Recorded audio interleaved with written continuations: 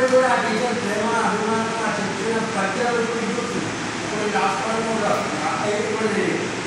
కానీ ఆమె మాట్లాడిన మాటలు ఇప్పటికే మాకు వెళ్ళినప్పుడు ఎప్పుడైనా ఆమె కలుసుకున్నప్పుడు వీలైతే కలిసి ఆమె 75 ఏళ్ళు కాదు. మనమంతా ఇక్కడైపోతాం. పొద్దున్న 50-60 సంవత్సరాలు కాగానే మనం రిటైర్ అయిన తర్వాత మన దగ్గర చదువుకున్న పిల్లలు ముఖ్యంగా ప్రైమరీ సెక్షన్ వాళ్ళు ఇప్పటికీ మిమ్మల్ని గుర్తుంచుకుంటారు. హై స్కూల్ సెక్షన్ వాళ్ళకి జాగ్రత్తగా ఉండదు. ప్రైమరీ సెక్షన్కి మాత్రమే అవకాశం ఉంటుంది. మీరు ఇచ్చిన ప్రేమ 1-2 క్లాసులకి కేవలం మీరు చూపించిన ప్రేమ మీదనే వస్తారు. కానీ చదువు చెప్తున్నారంటే ఎవరు ఇప్పుడు మా టీచర్ తెలుసుకోవాలి, నేను పోవాలి నా టీచర్ నాకు ఆడుకుంటుంది అని ఎప్పుడైతే మీరు ఇంట్రెస్ట్ కలెక్ట్ చేస్తారో అప్పుడు ఇంప్రూవ్మెంట్ ఏదైతే అది పెరిగే అవకాశం ఉంటుంది, రీటైల్ అయ్యే అవకాశం ఉంటుంది. రెగ్యులర్గా అటెండెన్స్ ఉంటుంది, 100% ఉంటుంది.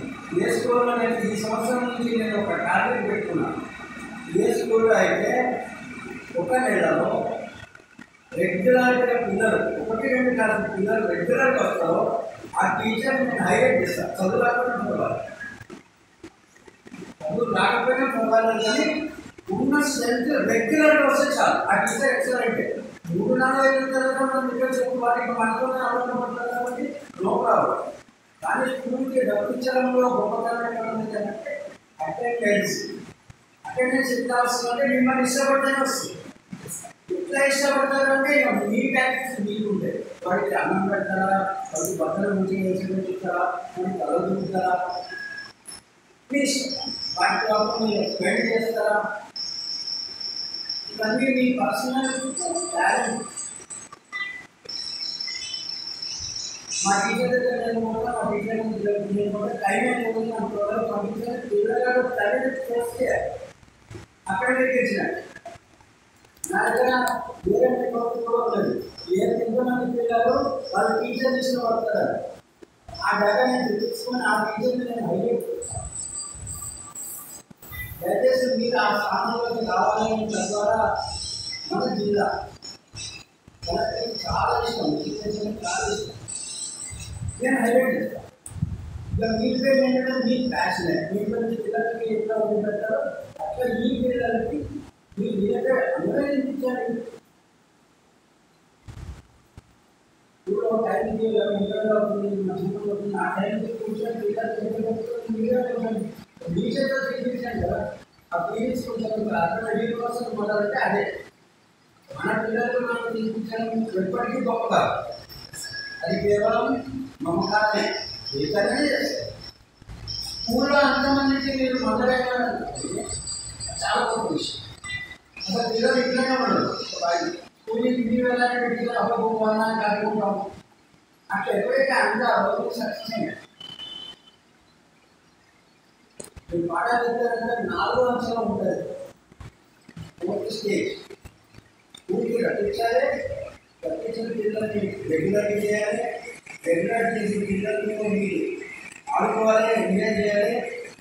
ఆడుకున్న తర్వాత ఒక్క 10 నిమిషాలు మీరు ఆ సిలబస్ చెప్తే ఆ 40 నిమిషాల్లో ఆడడం మీరు ఆడుకున్నా ఈ 10 నిమిషాల్లో మీ పిల్లలు మీ పంటలో పెట్టేస్తారు.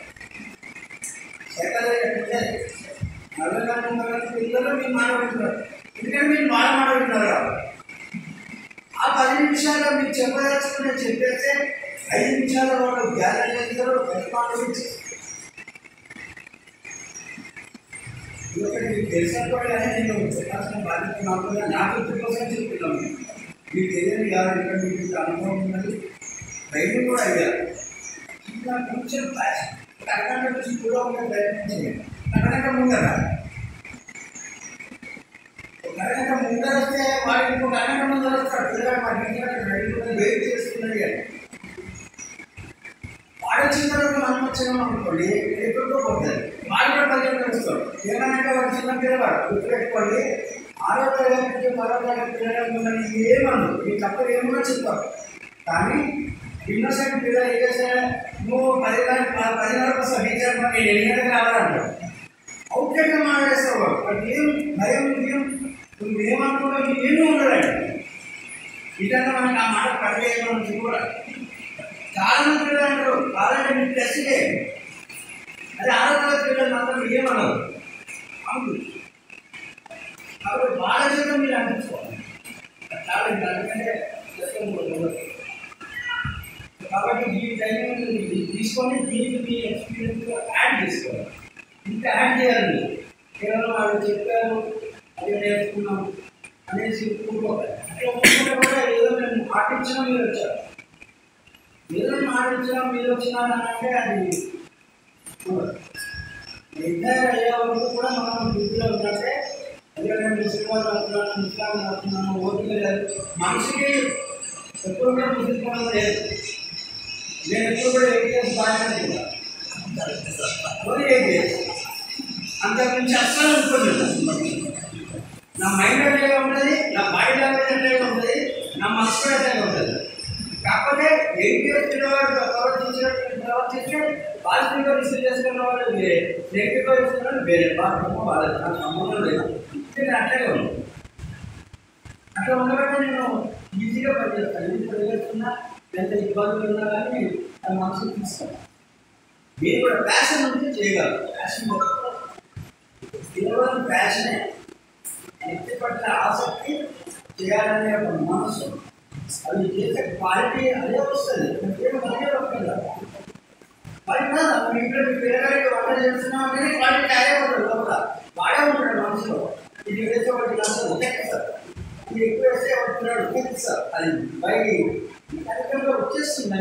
మంచిగా అది ఫిక్స్ అయిపోతుంది. ఎందుకు వాడంటే మీకు ప్రేమ ఉన్నది.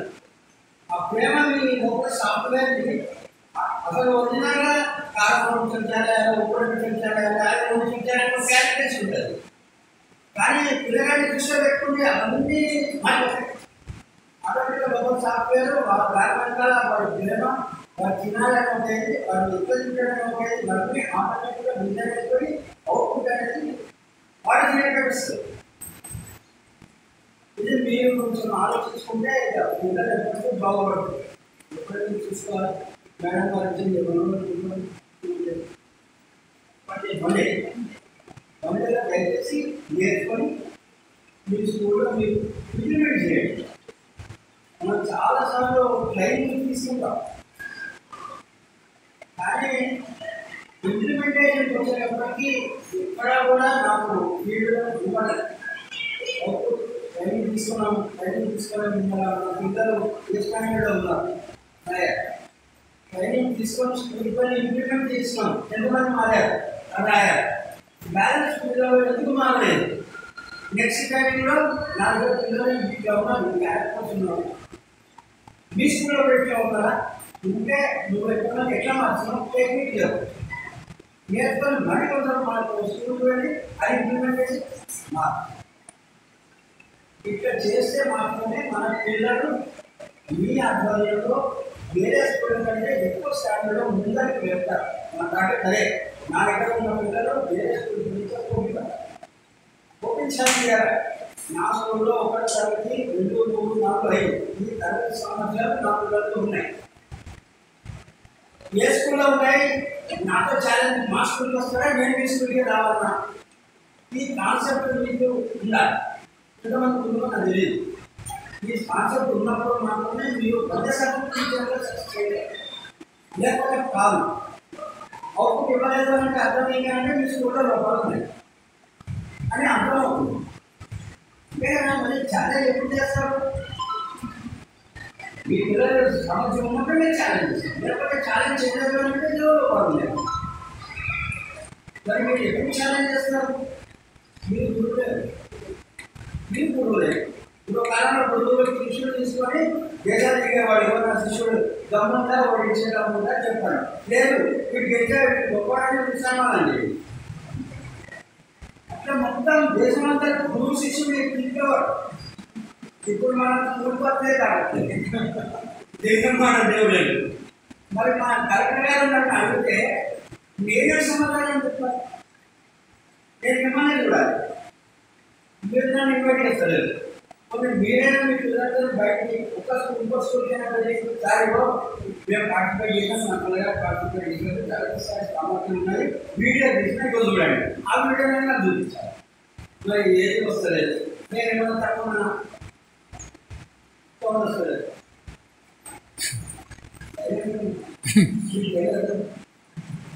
నేను మాట్లాడేది